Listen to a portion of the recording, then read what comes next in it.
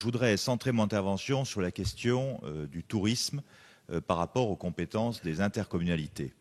Et il me semble que deux mots devraient guider notre réflexion, le pragmatisme et la liberté. Le pragmatisme parce que la situation n'est pas la même dans tous les territoires, et la liberté parce qu'il faut laisser aux élus communautaires le soin de se saisir, s'ils le souhaitent, de certaines compétences. Sur le tourisme, il y a deux sujets.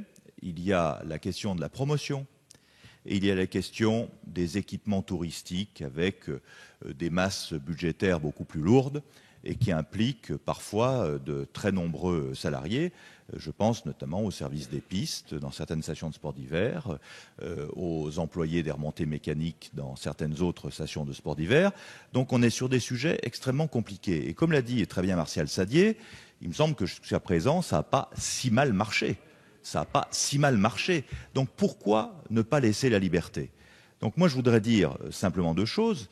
Premièrement, sur la question des offices de tourisme, il faut permettre qu'il y ait plusieurs offices de tourisme sur la même commune s'il y a deux marques commerciales touristiques distinctes. Et j'ai peut-être mal compris ce que vous avez dit, monsieur le rapporteur, à la fin de votre propos, mais j'ai trouvé que c'était quand même très compliqué ce que vous proposiez, que certaines fonctions soient communautarisées, mutualisées, que d'autres ne le soient pas.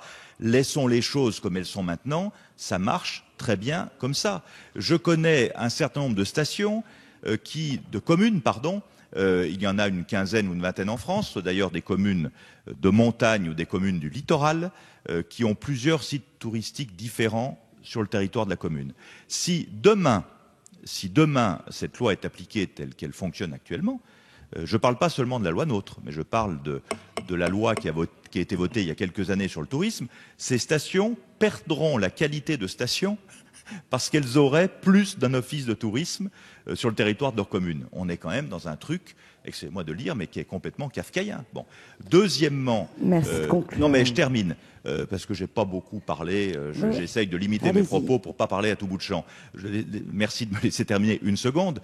Il faut vraiment que la compétence touristique soit facultative, parce que on ne peut pas, dans des intercommunalités qui sont composites et qui le seront encore plus avec l'agrandissement des intercommunalités, communautariser des équipements touristiques lourds. Les élus qui gèrent, monsieur le ministre Valigny disait que les élus sont pour l'intercommunalité et que nous étions en retard ici. Mais je peux vous dire que ce que je dis, c'est ce que me disent les élus des intercommunalités. Je vois dans mon département, dans certaines intercos, le tourisme est déjà de manière facultative et sera encore davantage intercommunalisé. Dans d'autres intercommunalités, ce ne sera pas le cas. Et liberté chérie, laissons et faisons confiance aux élus. Madame Genevard.